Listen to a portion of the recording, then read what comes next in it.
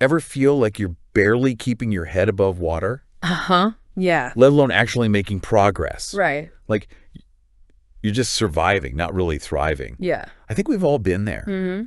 But what if I told you there's a way to not just handle those tough times, but to actually use them to level up your life? Okay. That's where resilience comes in. Okay. And we're not talking about just bouncing back to where you were before. Yeah. We're going deep with the Resilience Toolkit by Rae A. Stonehouse. You're spot on about going beyond just bouncing back. Okay. Stonehouse has spent over 40 years in the mental health field. Wow. And his book really digs deep into using challenges as fuel for growth Okay. and transformation. Okay. And the best part, Yeah. it gives you actionable tools, not just vague advice. Okay, so no more just surviving. Right. Give me that thriving life. Uh-huh. But before we get ahead of ourselves, how does Stonehouse actually define resilience? What does it look like in action? He breaks it down into 4 core elements: emotional regulation, problem solving, relationships, and personal growth. Great. They all work together, but Stonehouse emphasizes that personal growth isn't just a happy side effect of resilience. Right. It's essential.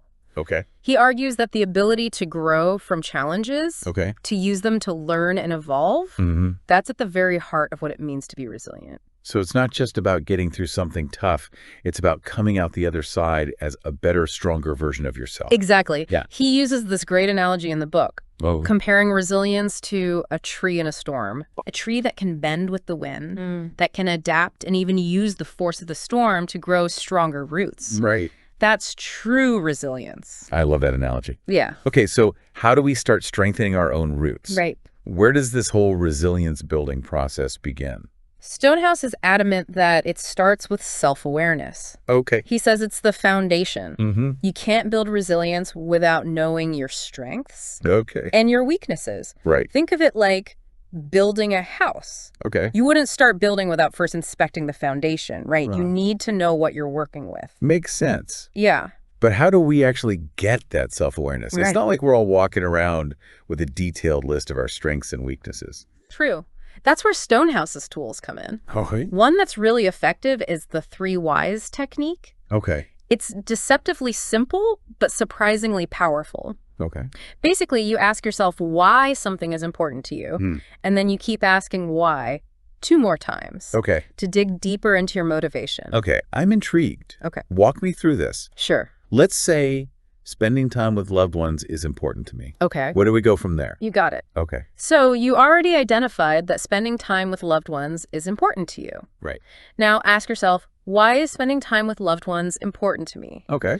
Let's say your answer is, because it makes me feel happy and connected. Okay, that makes sense. Yeah. So then I ask why again. Right. Why does feeling happy and connected matter to me? You're getting it. Okay. And your answer might be something like, Yeah. because it reminds me that I'm loved and supported, Okay. which gives me strength during tough times. Right. See how you're already getting to a deeper level of understanding? Wow, that's actually really helpful. Yeah. Just those 2 whys. Right. Help me realize that spending time with loved ones isn't just about having fun. Right. It's actually a crucial part of my support system, Exactly. which ties directly to my resilience. Yes. I'm definitely going to be using that technique. Awesome. And speaking of tools, the book also mentions something called the life satisfaction wheel. Right? Absolutely. Okay. Think of it like a personal inventory for your well-being. It helps you assess your satisfaction in different areas of your life. Okay. Career, relationships, health, personal growth, Mm-hmm. and pinpoint any areas where you might be feeling stuck or unfulfilled. Right. Yeah. I can see how that would be helpful, Yeah. especially for someone like me who likes to see things laid out visually. Right. Okay, so we've got self-awareness as the foundation, Right? but what about the whole power of positive thinking thing? Right. Is that just cheesy self-help fluff, or is there real substance to it? You know, that's something Stonehouse actually addresses. Okay. He definitely backs it up with science. Oh, yeah. He explains how positive thinking isn't about ignoring problems. Right. It's about choosing to focus on solution Okay. and possibilities. Okay. And how that actually changes your brain chemistry over time. So less everything is awesome, and more, how can I approach this situation with a more positive and productive mindset? Exactly. Yeah. And it's not just about thinking happy thoughts all the time. Right. It's about creating a more Right. positive and resilient internal dialogue, Right. which takes practice. Okay. Stonehouse talks a lot about mindfulness, Okay. gratitude, Right. even reframing challenges as opportunities. Okay, those are all great in theory, Right. but I think a lot of us struggle with actually putting them into practice. Sure. Is there a specific example from the book? A quick win we can try when those inevitable negative thoughts pop up.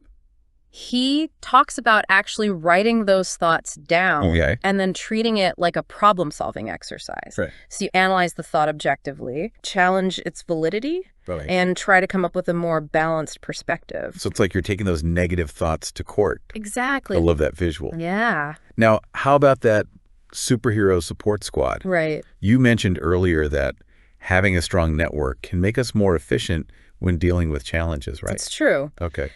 Stonehouse emphasizes that we're wired for connection Right.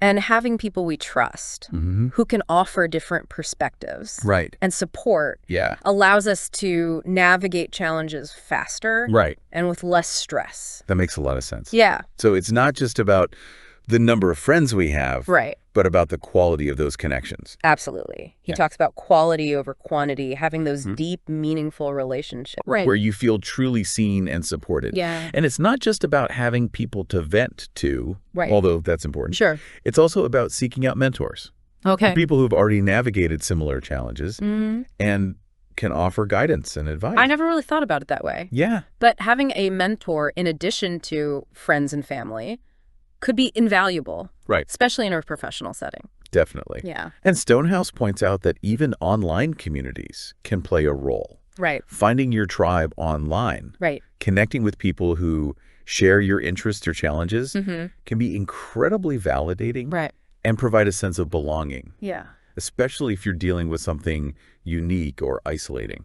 I totally agree. Sometimes just knowing you're not alone in what you're going through can make a world of difference. For sure.